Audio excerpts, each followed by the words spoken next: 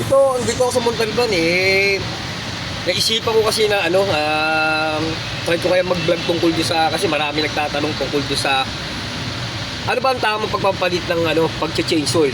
Depende ba to sa tagal o halimbawa lang dati kasi sa pagpapalit ng mga change oil sa mga passengers vehicles every 6 months. Kasi motor lang sa akin ngayon siguro old school na yung gano'n 6 months. Ngayon, ang isang binabasehan na pagpapalit ng change oil ay per kilometers. Kaya ang inaano namin ngayon kung gaano katagal, kung gaano kahabang kilometers ang pwede, at kung sa haba ng long drive or every